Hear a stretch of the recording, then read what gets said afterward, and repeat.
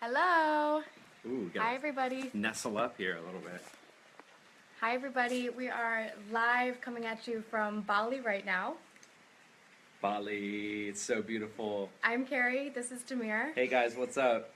Hey, sorry, we wanted to be by the pool today, but it decided to be a tropical storm today, so we moved into the outdoor living room area.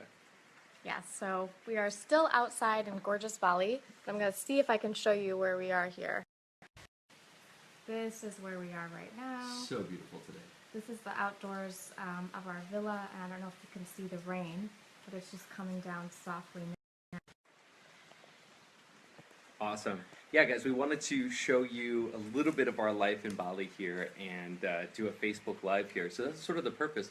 Carrie, what was the original intention for you behind doing a Facebook Live? Well, I really wanted to get a chance for us to meet a broader audience face to face. Mm-hmm. I feel like it's really only our most close clients that get to really interact with us on a daily basis. So what we wanted to do was just share a little bit about ourselves. And as we reflected on our past year and our journey from building this online business to then moving to Bali and traveling the world over the last year, we realized a lot of key takeaways that we learned almost the hard way as we were going that we wanted to share with everybody else so that you can apply them to your life if that's interesting to you. Yeah, I mean, for me, we get so many people, you know, interacting with us on a professional level, just focused on Lifehack Bootcamp. And if you don't know, Lifehack Bootcamp is where we take people through an 8-week process to get them dialed into 100% of their productivity potential. And so most of the people who know us from Lifehack Bootcamp, but the people who know us well know that we're also digital nomads and we travel the world. And so in a lot of ways, we're living that dream that I guess a lot of people want to be living, where they create a successful digital business that they run from anywhere in the world and create a freedom lifestyle for themselves. And so part of what I was excited about was sharing a little bit more behind the curtain and showing you guys how we live and how we're able to do this, because I frankly don't think it's something that's hard for people. I mean, it's hard, but it's not impossible to do today with the technology we have, to take your business and turn it into something that really works for you. Whether that freedom lifestyle is traveling, or whether that freedom lifestyle is staying at home with the kids, or spending more time with your parents, or whatever. It's a lot more easy to create your dream lifestyle for yourself, whatever that looks like. Yeah, I'm excited about sharing a couple things like that. So let's see, do we have anybody? Hey, Jennifer Hernandez, we see you. Say hello to us, Jennifer. And maybe while you're saying hello, why don't you tell us a little bit about where you're from and why you were interested in logging on. Again, just for those of you who are joining in right now, Carrie, you want to tell them what we're going to talk about today? Yeah, so I'm Carrie. This is Demir. We're from Lifehack Bootcamp, and we're coming at you live from Bali right now, where it is softly raining, but we are still near the pool, near-ish to the pool here in our villa. And we're going to talk to you today about our journey building an online remote business that we can run from anywhere, and how we made that leap, and what our 5 major takeaways are from that. Absolutely. So basically what we're going to do is really show you behind the curtain of how we've been able to build a internet-based online business that is incredible and robust, but also gives us the freedom lifestyle that we've been really dreaming about, and that a lot of people dream about, and a lot of the clients. So let's see who else we have here. We have Jennifer. Jennifer, I'd love to hear from you a little bit more, and anybody else who is joining. So Carrie, why don't we give them a little bit of just a sort of a light background? Yes. I'm sure we'll repeat this, guys, because we're going to have some people logging in a little bit later. Yeah, so my background is a typical sort of corporate track. I got a job at a major company. I worked a 9-to-5 gig for a long time. And then I kind of woke up one day and realized that I wasn't progressing my career in the way that I wanted to be. It wasn't giving me the freedom and the kind of authority that I really was looking for. So that's one of the things that really made me want to jumpstart our own business. But I think the real reason was actually my body. It was telling me that I was too stressed out. and I have an autoimmune disorder just that I've had since I was a child, that was really starting to get bad. And Demir helped me realize, he was like, "Why are you doing this to yourself?" We were we actually on vacation in Colorado, and I was working, of course, and he really put his foot down and said, "Hey, maybe we should look at making a change for you. What would that look like?" And I remember that. yeah, She's telling the nice version of the story like it was a fight. We got in a fight in Colorado on a ski trip. That was I like your whitewashed version. it was the best fight though, because it is. I mean, I remember it in such a positive way, because I remember that it's almost like you have to go really low before you force yourself to make a change. Yeah. But because before that moment, I wasn't willing to do what it took, which it was scary. It meant asking to go part-time at my current job and work from home, which is something no one else in the entire company was allowed to do. So I was really worried about not being able to do that. Yeah. And of course, just starting a new business as a whole is scary, and there's a lot of unknowns with that. Yeah. Hey, if you're logging in right now, just to let you know, this is Demir Jokai. My name's Demir. This is Carrie. She's been telling you a little bit about herself and her journey. We are the founders of Lifehack Bootcamp, and we're coming to you live from our villa in Bali, where we're having breakfast prepared for us over there by our private chef, and we are living an incredible freedom lifestyle. So we wanted to share some of this incredible lifestyle with you. That was sort of the impetus behind this Facebook Live, is to talk to you about, show you the lifestyle we're living here. It was supposed to be by the pool, but it's raining right now, so we're as close to the pool as we can get without soaking ourselves. And we want to show you this lifestyle, and we want to give you some tips that we've learned along the way that we think could be really helpful to you. Yeah, fantastic. Do you want to tell them a little bit about your background? Yeah, so, quick recap for those of you who are listening. Carrie's background was she was from corporate, managed $1 billion business, just like really buttoned up, went to business school. My background was, I've been a jack of all trades at a very high level. I've been the governor of Hawaii's housing policy advisor, so I worked in government. I worked in finance for 7 years, so that's did that forever. And also by the way, if you're hearing some white noise in the background, that's the rain coming down. So yeah, I worked in finance, worked in government. I was the CEO of a small technology company, and now for many years I've been an educator in the productivity space. And so, I've just been, sort of a jack of all trades. I've been able to see workflows and understand how people work, in different industries, at a high level. And I loved it, frankly. I mean, I always knew trading, jumping between industries, it costs you whenever you jump between industries. But at the same time, even though it costs you to jump between industries, I absolutely love it. I love being a novice and learning something new, and then I love the process of mastery. I feel, though, that being an educator is my calling, and it's something that it's really settled me down and really calmed me down and relaxed me a lot. It's tamed you. It's tamed me a lot. So again, guys, if you're out there and you are listening, we want to see you. I see Jennifer Hernandez join. I see Juliet Tang join. Hello, Juliet. Just say hi in the comment box. Let us know that you're there. Meanwhile, we'll just show you right now. Yeah. This is what we're looking at currently. This is right outside our villa in Bali, where we are here in our outdoor living room. Awesome. Carrie, you want to just, for people who are joining right now, just recap?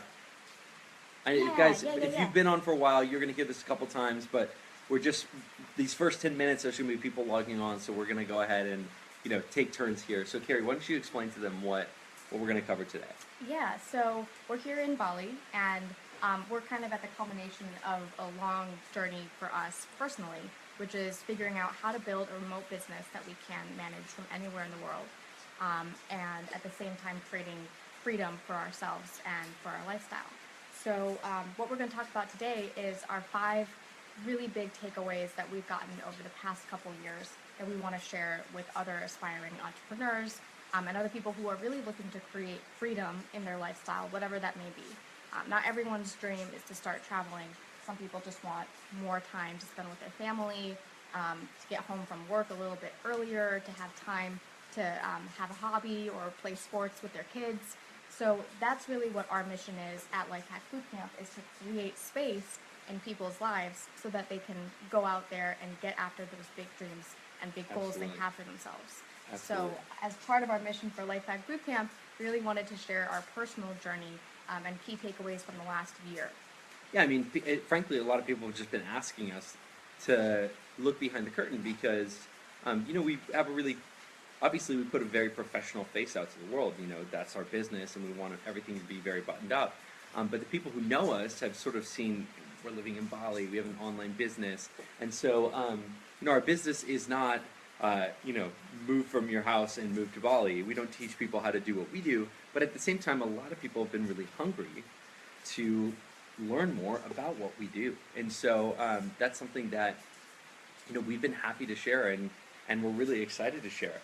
So let me do this really quick before we get started. Let's go ahead and share this feed. And if you're listening and you have some groups that you think would be interested in hearing these 5 principles that we're going to cover today about really how to create freedom in your lifestyle and how to make your life work for you, then go ahead and share this. I'm going to take a second myself right now and jump in here and make sure that I'm sharing this feed. Is this feed under Lifehack Bootcamp, or is it? Yeah, it's under Lifehack Bootcamp. Can you log into my account and do that? No. Okay, got it. So I'm actually struggling to figure this out myself, guys. Yeah, this, by the way, is our first Facebook Live, so thank you for holding on with us as we do this. I think it's good. I think we're good.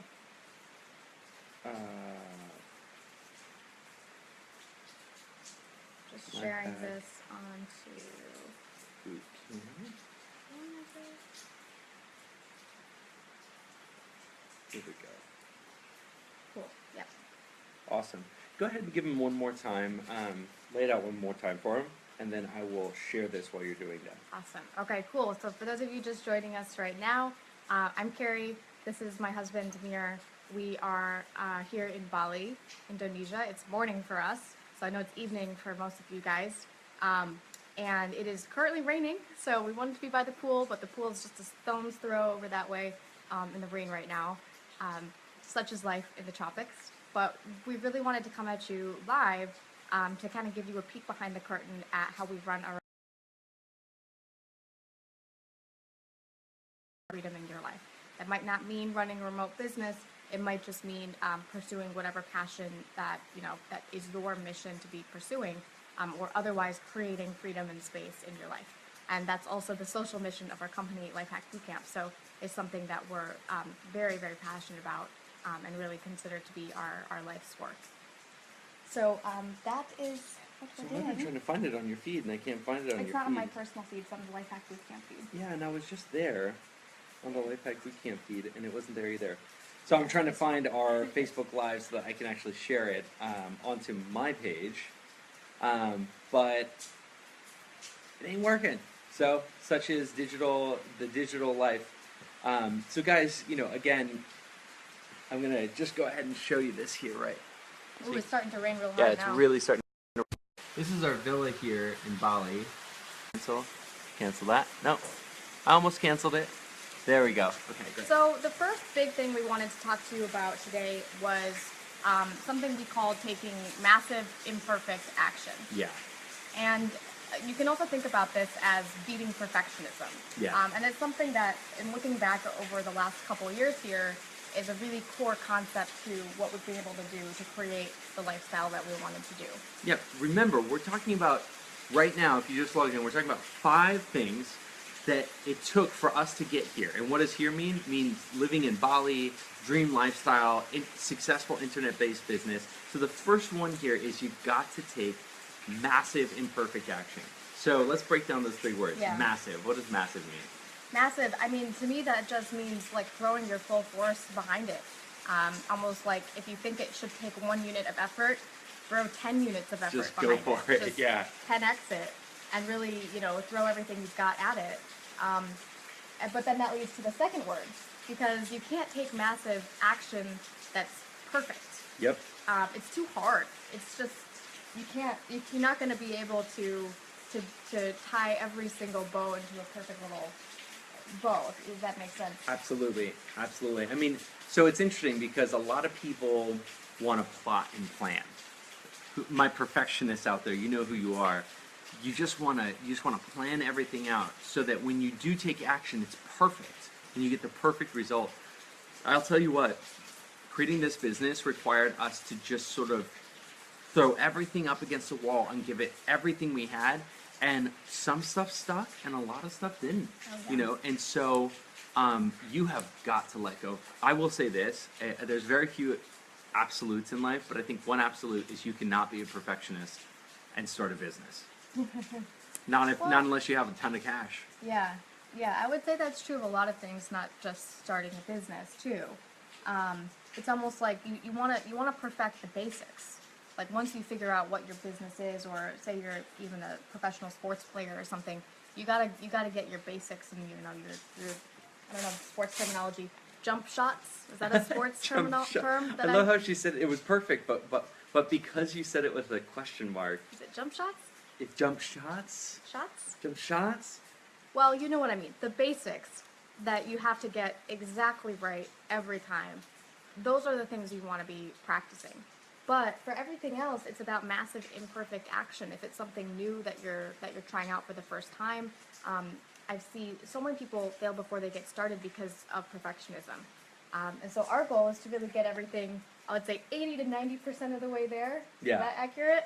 But Or less. Or Or sometimes less. But really taking massive imperfect action so that then we can start to learn and start to grow and start to apply those learnings and improve it next time. Yeah. Why don't you come sit back here with me? Oh, okay. Why don't you come relax with me? So the other thing, that's massive. Is you gotta unleash 100% of what you got. You can't keep anything in the gas tank. Can we agree on that? Like there can't be anything left in the gas tank. You gotta just pull out all the stops. Yeah. And then talk about. We talked a little bit about perfectionism, but what are the ways that perfectionism can hamstring you? I go first. Yeah. I think the biggest way perfectionism can hamstring you is when you spend too much time researching potential solutions. Yep. So you spend a lot of time not knowing stuff. So, as a small business owner, it's not like you wake up and you magically have all the skills you need to do your new job, which is the job of like 10 people. Yep. But it's you also don't want to flip it the other way and try to become an expert right away in all those 10 things, because it'll be counterproductive. Yeah. You almost want to put a time limit on, like, okay, I'm going to spend 30 minutes here finding the best possible solution, and then after the end of the 30 minutes, I'm going to go with, whatever solution I found at that point, and we're going to try that first.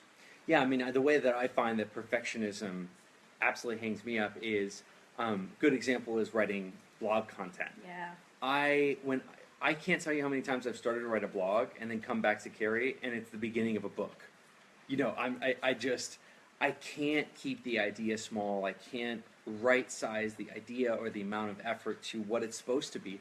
My brain just wants to take it. And there's certain areas, frankly, I'm not much of a perfectionist. So there's certain areas where, I'm not a perfectionist at all. I think you could call me very sloppy, But there's other areas that I'm actually quite the perfectionist, So it's not actually in all areas of your life. I think Yeah. you need to watch out the most for the areas where you, for some reason, can't settle for anything less than perfection. Yeah, really ask yourself, like, what, especially if something is making you feel anxious, like if you're writing a blog post and you're reviewing it and you're thinking, oh no, like this isn't good enough. Really look at it and say, okay, am I just feeling like it's not good enough, or is the content truly not good? Yeah. Because there's a huge world of difference, and it can be so easy to get caught up in the minutia of something that you feel reflects you and your ego and your personality. You want it to be perfect, but that could be counterproductive for you. Got it. So we said massive, just to review for you guys who are joining, number one of the 5 things that it took for us to get here, the number one was to take massive imperfect action. Massive imperfect action means just getting out there and swinging for the ball and knowing that even if you get 10% of it, 20%, that it's more than all those other people there that are just sitting on their couch doing all the research, research to kingdom come, but they're never taking action. Or the people who are taking action, but they're just like drowning in the details because they're such a perfectionist, right? What It's you just said. massive, perfect action. Perfect. Yeah. Perfect. That was perfect. Ooh. I'll take that. Hey guys, by the way, that was number 1 on the 5 things of what it took for us to get here, living in a beautiful place in Bali. I just want to let you know if you just logged in, my name is Demir Jokai. This is Carrie, my lovely wife. We are the founders of Lifehack Bootcamp, and today we're sharing with you the 5 things that it took for us to get here. Beautiful Bali, living in a villa with our own private chef, and just living an incredible freedom lifestyle. All right. So number 2 is embracing a systems mindset. Absolutely crucial. I want to say that again. A systems mindset, and we want to talk about that for people who don't understand what that is. It's going to become extremely crucial, I would say, to everybody, even if you're not an entrepreneur. Being able to think with a systems mindset will get you promoted faster. Mm-hmm. It will make you look more like a leader. Yep. It will enable you to do things smarter, not harder. All these incredible benefits. It is hard. So thinking in a systems mindset is difficult, and it's also unrewarding at times. But here's what it is. Essentially, it is, you want to define it? Yeah, I mean, so let me give you, Carrie's always got the right definition, but I've always got the stupid guy definition. I'd say a systems mindset is you've just got to be able to get things working for you. Think about when you're starting anything, not just a business, but like a big project or you're doing work outside of your regular office hours to get a promotion. You're very limited as a resource. You just don't have much time, and by who here goes home and they're just exhausted? Like, you might have 4 more hours in the night to do something, but you're just totally exhausted. And so if you don't get technology and other people and other systems working for you so that when you're asleep or when you're at a party or when you're with your kids, you have things working on your behalf, if you don't do that, you're never going to get the power and projection of what you want your life to be. It's never going to come to fruition unless you use systems to amplify yourself. So it's just like a microphone. You've got to amplify your voice. Absolutely, and kind of my definition of having the systems mindset is having the processes and things working behind the scenes that make it easier for you to do, especially repeatable tasks with perfect excellence. So anything that's repeatable in our business becomes a system that's written, that's standardized, that other people can do besides us. And it's a process of taking what's in here, things that we've learned, things that sometimes you think only you can do, and making it into something someone else can do. Let's stop here and give them an example. Let's start making it very real. So what have we taken that normally we would need to do and we've made it into a system? Well, I'll take a very common example, and it also applies to us. And it's billing and payroll. So a lot of people have a complex process for doing it, and it has to do with numbers and money, and so they're very protective of it, and they feel like they're the only ones that can do it themselves. And I'm definitely one of those people. I am a big numbers person, and if it's not done exactly the way I want it, I get very anxious about that. So I really forced myself to realize I was spending a good 4 or 5 hours every week on doing this finance stuff. That while I enjoyed, it's a repeatable task. Yeah. It's something that I shouldn't It doesn't require the CEO of a company to do those things. And so I really tried to figure out a way that I could have my assistant do it instead. Absolutely. And it took several processes and iterations later, but now it's something that in the event, that I'm sick or that I'm traveling, which is very often now, that I don't have to do that myself. Absolutely. I mean, for me, it was all one of the things that was really painful is blog content. Now, I had this feeling, and you might have this feeling too, but I got over it, where I have to write every single word that goes up on our blog. And it's not okay for somebody to do a rough draft and then me to edit that draft and put my voice on it. And what we realized very quickly, and think about this, even if you own a bar, or it doesn't matter who you are today, if you own a dentistry or a bar or whatever, you don't just have to be a great bartender. You don't just have to be a great dentist. These days, to be a great business owner, you have to be a master of social media. You have to write content. You have to do all of your own taxes and finances and budgeting. Like, you have to be a million people at once. And so, if you take that perspective that you have to do every single job and you can't get any help from technology or from contractors or virtual assistants or outsourcers or from friends or family, then you are dead in the water. Yeah. And so what we started learning in my case was that we have a content creator, a ghostwriter, who will go through and I will actually generate the ideas together with Carrie and we'll send them to her and say, hey, I want you to write an article that references these things. So we'll just freeform talk.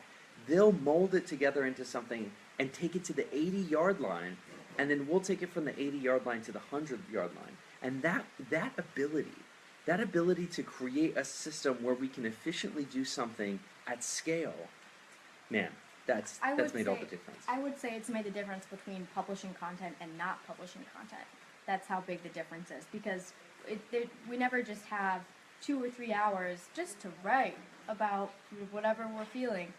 But we do have so many ideas in our head that it's easy just to turn on the voice memo recorder on our iPhone and start talking, and know that someone else is going to be forming that into more succinct words that then we can review. Yeah, and so, I mean, so the fear, what was the fear? The fear is always, it's not going to be done the way that I need it to be done. The fear is, oh, it's not going to be mine.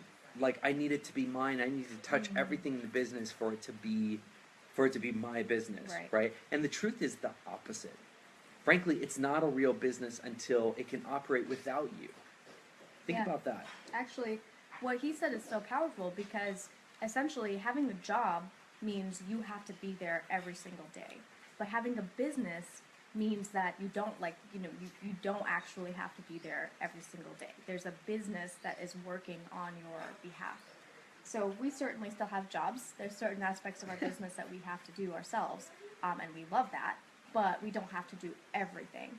Yeah. And that's what really the difference is. And the more you can take it that direction. So let's wrap that up. So number one, again, if you're just joining us right now, we are talking about the 5 things that it took to get us here to this point, living in Bali with an incredible lifestyle, probably better than we've ever imagined we could ever have. Yeah, it's better than we imagined. So a lot of people, the reason that we're doing this Facebook Live is because a lot of people ask us, Demir, Carrie, how have you done it? Have you created a business and live in Bali, and you're making more money than ever, but your costs of living are lower than ever, and you have a private chef and all that kind of stuff, and we want to share that with you. So 5 things it took from us. We covered number 1, which was to take massive, imperfect action. Let's just recap to that in a couple sentences, Carrie. What does it mean to take massive, imperfect action?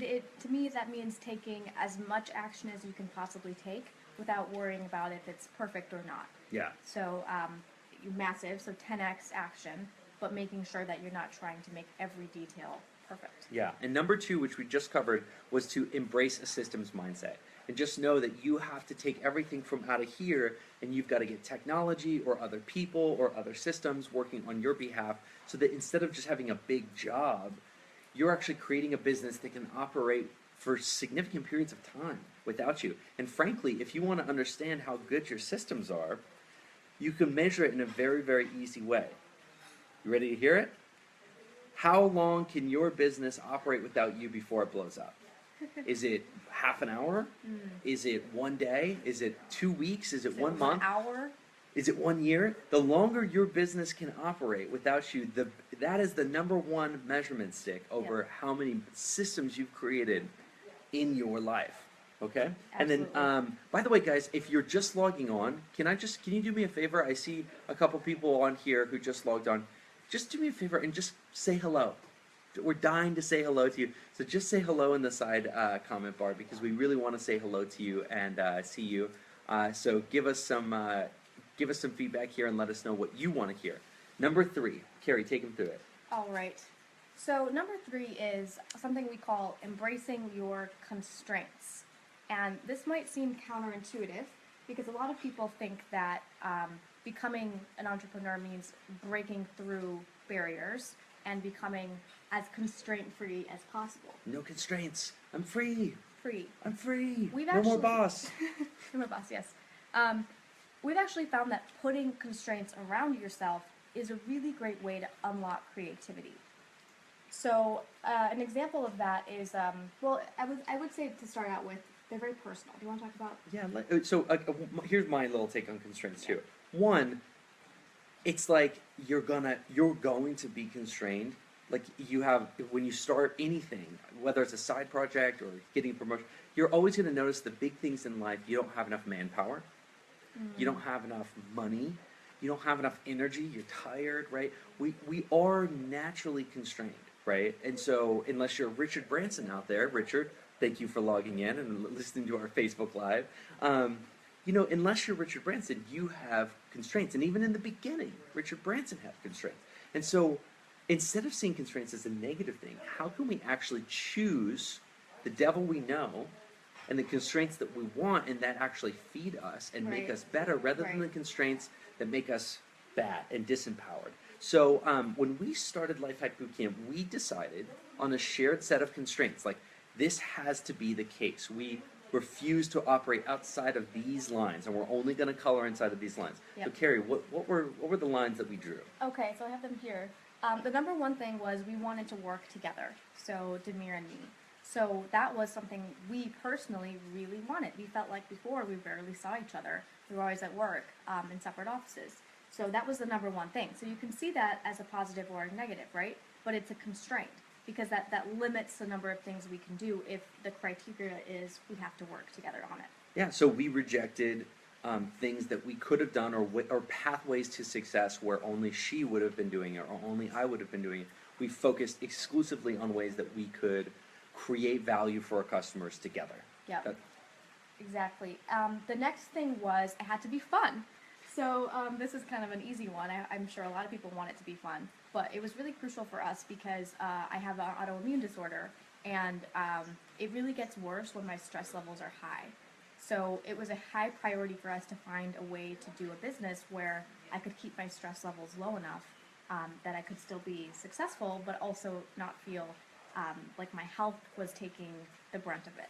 Yeah, absolutely. I mean, and so you guys might not realize this, but I had a work-related illness, and I don't know if anybody out there ever had a work-related illness. I have.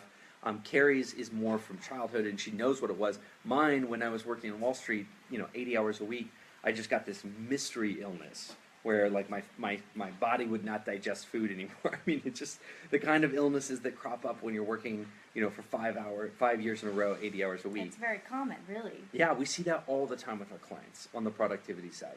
And so we just said, you know what? Like life, hard work doesn't have to be miserable. And we are going to make this fun. So we said, criteria number one, we need to work together. And criteria number two, it needs to be fun. There's more criteria though. The third one is we wanted to take on zero debt. Zero. So no debt or outside financing. So that's a big constraint because a lot of startups these days, before they even make any money, they're out there sourcing millions of dollars in outside funding to help them grow. Well, not even startups. I mean, you see people borrowing $50,000 off their credit card to start this small business, and I'm not trying to question that. I mean, That's right for some people. Maybe it's right for some people, but for us, we were not into debt at all. And I don't know if any of you out there are familiar with Dave Ramsey's course, but living debt free is something that we're obsessed about. And so we said it has to be zero debt, and then that goes to the next one. What else did you say, Carrie? We have to be cash flow positive from day one. Zero debt and cash flow positive from day one. So now, tell them what that means, because Yeah. that's interesting, because that's not just an arbitrary thing. Yeah, so to me that means that we have to be creating value for our customers from day one. And value in our economy is measured by dollars. So you don't know whether you're a business that's creating value usually, nine times out of 10 I would say, unless you are collecting dollars that prove that value was exchanged. So for us, it was really important to understand that we weren't creating a business that at some point later down the road would be profitable. It's something that it provides value to consumers now. And let me tell you a little story about how that happened.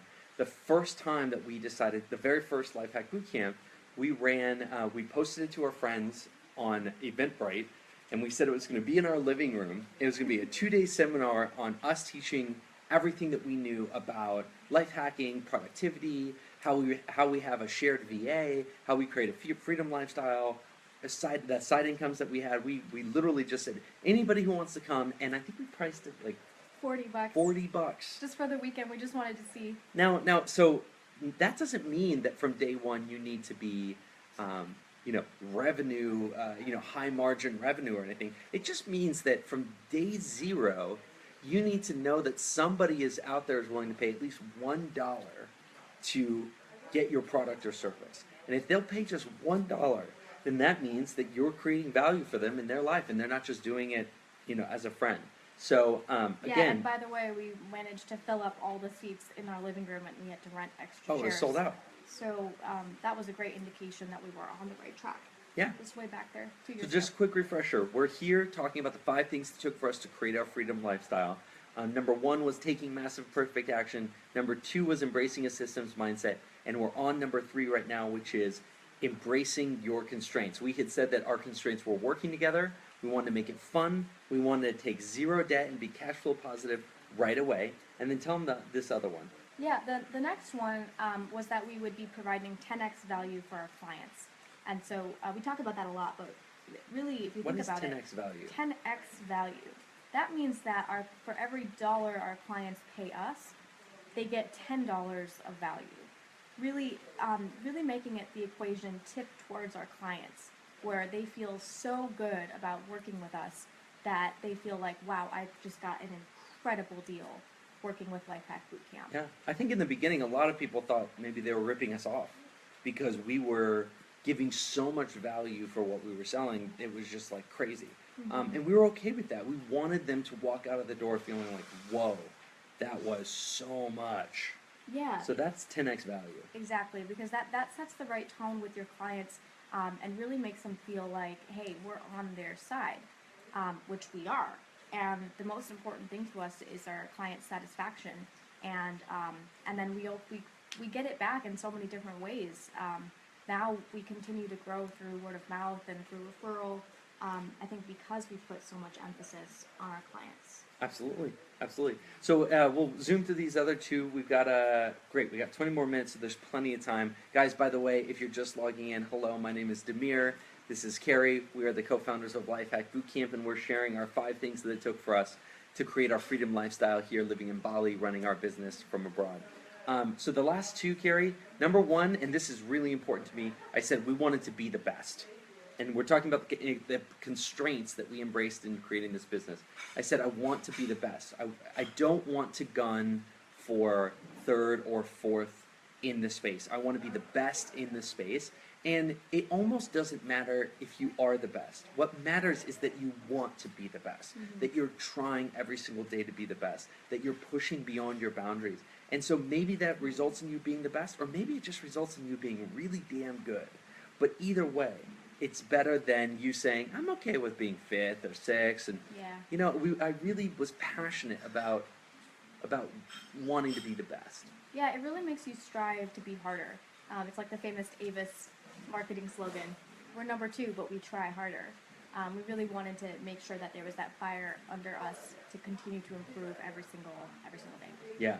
And the last thing is, this is the biggest constraint, actually. The biggest constraint for us that we put on ourselves was we wanted to work from anywhere in the world, or be able to. We wanted to have the ability to work from anywhere in the world. And yeah, that means a lot of different changes. That means that we can't have a physical office space. That means that we have to learn how to work with a remote team. So huge barriers around that. What else does that mean? I mean, when we first started Lifehack Bootcamp, people said you can't do a really effective live training program online. You need to do it like everybody else is doing, like Tony Robbins is doing. You need to do a seminar. You cannot create the camaraderie and the group intensity that you can create in a live room online. And we proved them wrong because we had that constraint.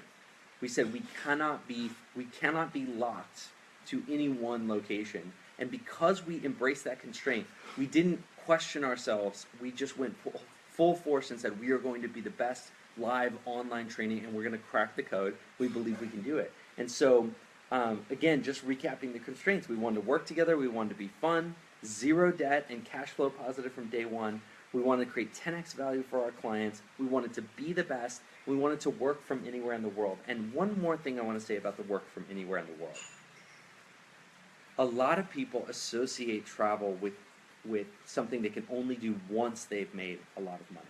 And one of the things that we realized is that when you travel to these places where the cost of living is so much lower and the quality of life is so much higher, it actually is something that will drive your business forward and put more money in your pocket so that you can reinvest in your business. So for us, being able to work from anywhere in the world was also a geo arbitrage. I don't know if you know that name, geo arbitrage, which just means you're taking advantage of the different currencies and geographies so that you can beat the winter and go somewhere warmer. You can take advantage of a strong dollar and go to Bali where your dollar goes 3, 4, 5 times as far, depending on what you're buying. And so that was really crucial for us to take advantage of. Yeah, we've even found some hidden benefits to that too, like even like the time difference. Arbitraging the time difference from the States seems like it'd be really hard to interface with our clients in the U.S. I mean, it is hard. It's harder to actually, you can't just at any time of the day pick up the phone and call someone, but it does force you to manage your time in such a way where all your calls happen first thing in the morning when you wake up, and then everyone in the States is asleep. And so you really have the entire day to process any requests or emergencies that happen the day before. And so that really allows you to batch your time in a really effective way. So Absolutely. We've been pleasantly surprised by that. I think even we didn't think that would be as good as it is. Guys, I mean, it's sweet. What's the worst thing about working? Everybody's distracting you. Everybody's distracting you. But when we work, there's a 4-hour window in the morning where we can reach people in the United States, and then after that 4-hour window goes, we are not distracted. It is frankly amazing. And speaking of that, working anywhere in the world, I just want to take another opportunity and show you guys here. This is the reason we're not by the pool, which is the pool is right down there. And the reason we're not down there is it decided to rain today on our poolside productivity chat. This is our private villa here in Bali. That's the kitchen. We have a cook. I mean, it's just incredible. The villa actually comes with... It's amazing. This is the kind of thing, frankly, that we would not be able to afford. We just wouldn't feel like we could put that much money in the United States to having a private villa with a chef and all that kind of stuff. But here in Bali, it's absolutely affordable. All right, so fourth takeaway for you guys. Don't wait to feel a certain way. This is my favorite one. This is absolutely my favorite one. Carrie, what does it mean when somebody is waiting to feel a certain way to take action? I think it means that they're say you want to become whatever, an entrepreneur, whatever, best in the business at whatever you do. You almost try and improve yourself so much that you really feel like you embody that person before taking the actions that kind of person would be taking. And it kind of makes sense intuitively, like, oh, if I have to become this sort of person, well, let me work on myself until I feel like I am that person, and then I'll be that person. But what we found is that won't really ever happen. Let's give them a good example. And do you have to wait to feel like a parent to be a parent? No, most parents, they get pregnant. Oh my God, I'm going to be a dad. And then you're adjusting to the idea of being a father as you're becoming a father. And then you're freaking out. You don't feel like the best father. You feel like you're sort of faking it. And then all of a sudden, 5 years later, you've just been taking the actions that a father would take. 5 years. Whatever. You wake up one day and you're like, I am a father. Yeah. Maybe I've been feeling the whole time like I'm not, or I'm an imposter. But the truth of the matter is that how you feel about yourself is completely irrelevant. Yep. It is completely irrelevant, right? How you feel yourself doesn't matter. What matters is the actions you take. So if you want to be a business owner, small business owner, and you want to start your project, you don't have to feel like you're ready. You just have to take the actions to get ready. If you want to feel like a digital nomad and travel the world, you don't have to build yourself up to it and then build up to this thing of like, what do I have to do to be a digital nomad? Right. Frankly, all you have to do is like, pack up your bags and start running your business for one. When we first started, we did a trial month in India, running our business from India. We didn't say, oh, let's wait to feel like digital nomads or take a class on being digital nomads. We just said, let's take the business to India and see if everything falls apart. And if it does, we'll get on a plane and we'll come back. I think to me what this means is this classic saying of like wherever you go, there you are. Yeah. And it's so true. Like now that we've been traveling to, I think we've been to like 9 or 11 different countries in the last year. Yeah. It's true. It's like I don't magically feel like a digital nomad or some kind of world traveler. I just feel like me, like I've always felt. But now I have that that breadth of experience and knowledge that it's not I'm not going to somehow magically change just because I've taken these actions, but I really have. So Carrie, tell me, like, what's the consequence of waiting? So when people do the opposite of this, we're saying don't wait to feel a certain way. But when they do wait, and instead of taking action, they focus on what's up in here and trying to make themselves feel differently about themselves, about their business, right?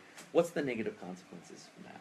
I think the negative consequences is you just don't get the results you're looking for nearly as fast.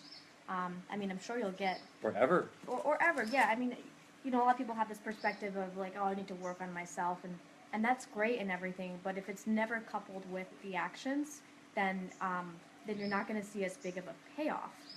So, yeah, I think you can fast track yourself by just starting to take the actions, even if if you feel like a fraud, that's okay. It doesn't really matter how you feel. Newsflash, we all feel like frauds. Yep. Right? And, the other thing is, that, we live in this world, hey, we are in and around the personal development space. So I'm all for personal development. I love personal development. One of my favorite things to do is do personal development classes, seminars, workshops. Love it, love it, love it, love it, love it. But a form of procrastination is taking more personal development workshops instead of taking action. Yeah. That is a big form of procrastination these days. Yeah. Instead of starting my business, I'm going to go over there to this guru seminar, and which is fine. But instead of starting my business now, I'm going to go to the next guru seminar, and then I'm going to read this book. And people are just filling up their brain with personal development mantras and ideology in some vain hope that one day they'll actually be ready to take action. Guess what? You're never ready to be a dad or a mom. You're never ready to be a business owner or go on the road or be a traveler. You're never ready to be an entrepreneur. You're just never ready for the next level of life. You got to throw yourself out there and start flapping your wings a little bit. Yeah, and what's great is like all of a sudden you're there. It's kind of magical in that way. I love it. So, and that sort of folds into the next one. Hey, wait, let me recap really quickly Sure. what we've gone through. Guys, we're covering the 5 things. A lot of people ask us, Demir, Carey, how have you created a super successful life, traveling the world, running your business in the United States remotely from abroad and living a freedom lifestyle? This Facebook Live is where we're showing you 5 things that it took, 5 lessons that we needed to learn in order to create this lifestyle for ourselves. The first one was taking massive imperfect action and not being a perfectionist. The second one was embracing a systems mindset so that we can get others, people, and technology doing work for us and really creating a business where it could operate without us being in the business. The third one was embracing the constraints that are naturally going to be there and actually learning to love the constraints. And the fourth one, which we just covered, was not waiting to feel some certain way to get started with action, but just letting our feet one step in front of the other and actually start taking the actions. Carrie, talk to him about the 5th and final lesson that it took for us to get here. Yeah, I just want to say hi to Alon, by the way. Alon, we saw that you joined, so What's great up, to have guys? you. So the 5th takeaway here is there's nothing you can't learn. So this is, I think, a real common setback for people is they don't feel like they're experts at something that they need to learn in order to get something done. But in today's world, there's nothing we can't learn almost for free just using YouTube and Google and a little bit of common sense mixed in with that. Yeah, we call it Uncle Google, right? Uncle Google, I mean, is there anything? I just read a news story. There's a woman, and she just wrote a book, and I'm dying to read it. It's just coming out right now. It's a woman who was in an abusive relationship, and she left, and because she wanted to create a sense of safety, she and her 3 or 4 kids or something built a 5-bedroom 3-story house, and none of them, the kids and the woman did not have any construction experience. They did it all through YouTube videos.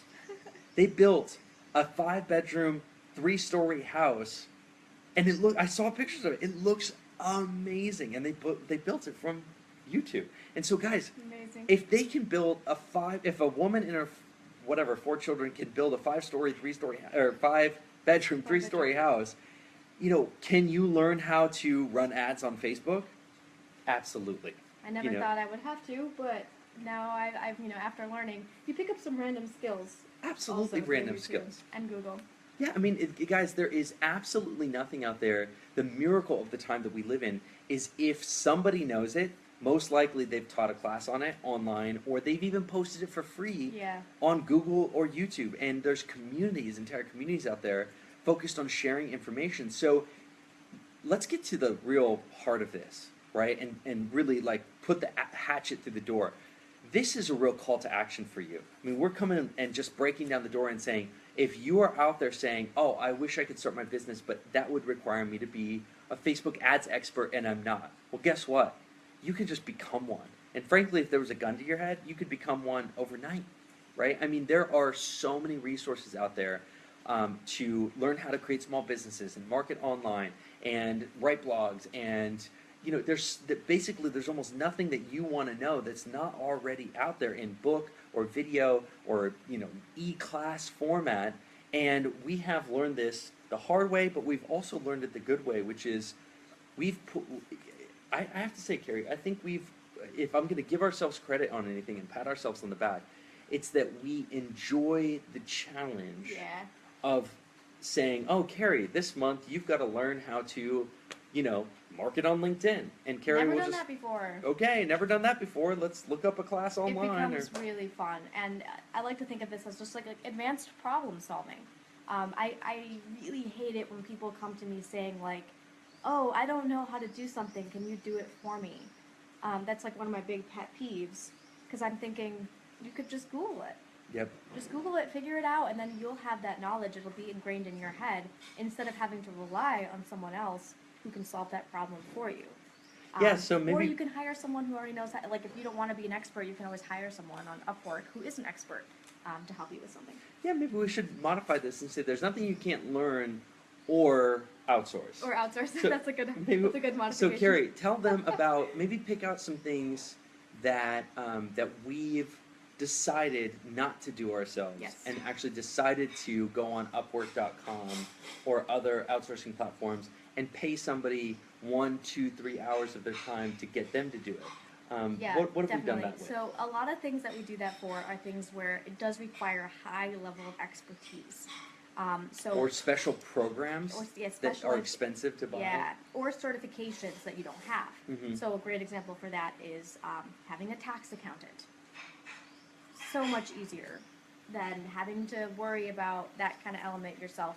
Do we pay her well to do what she does? Yes. But is it worth it for us? Yes. Absolutely. Another great example would be Google Analytics. Now, analytics is something that I'm naturally fairly good at. I have an inclination to do it, but it was something that I was procrastinating on because I had so many other things to do on my list that it kept getting pushed down.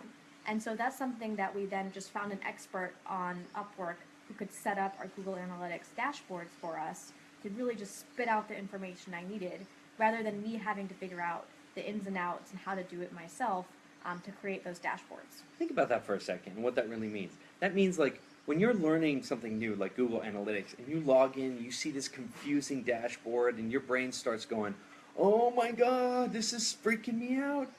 Think about how much easier it'd be to hire somebody just to do that setup work, just to set you up and get all of your dashboards going, and then to teach you how to use the dashboards.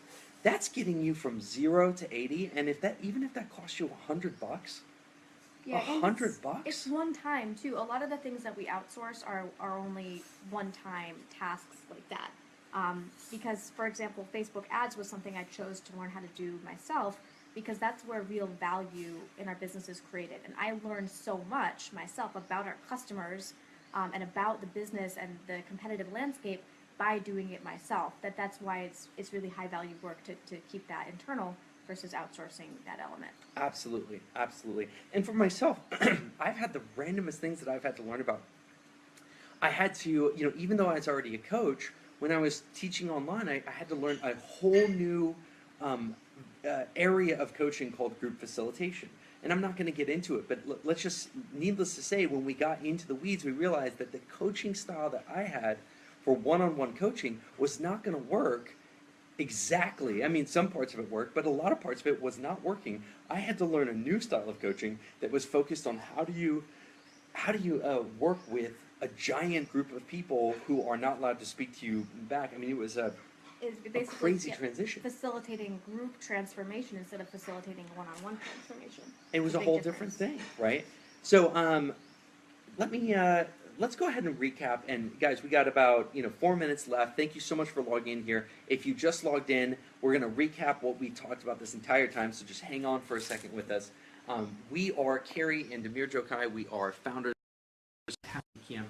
We're going to show you right now an image of where we're at. We're here poolside in Bali, but we had to leave the pool because it started drizzling on us a little bit. We live in a lifestyle where we have a business that we run that's extremely lucrative, but we also live the life here in Bali. And a lot of people have asked us, can you do a Facebook Live about how you've created this lifestyle for yourself? And so we wanted to share 5 lessons that we've learned that we really had to get over to create this lifestyle. So I'm going to recap them.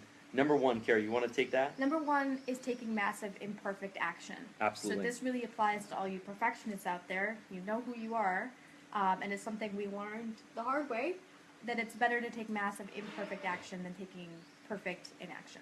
Absolutely. Number 2, embracing a systems mindset, which just means that if you create a business, but it doesn't run without you, you've just created a job for yourself. To really have a business, it needs to run when you're gone. And so you need to embrace systems and processes so that when you're on vacation, when you're asleep, or when you just want to enjoy yourself because that's why you started a business, your business needs to be able to run itself. So you need to embrace that systems mindset. Carrie, what's number 3? Number 3 is embrace your constraints. And this should be constraints that you already have just in your life, or it can be constraints that you come up with yourself and you decide on as your constraints. This is something that really unlocks creativity. Absolutely, absolutely. I love the constraints that we put in our business. Number 4, do not wait to feel a certain way and say, oh, I feel like an entrepreneur. I feel like,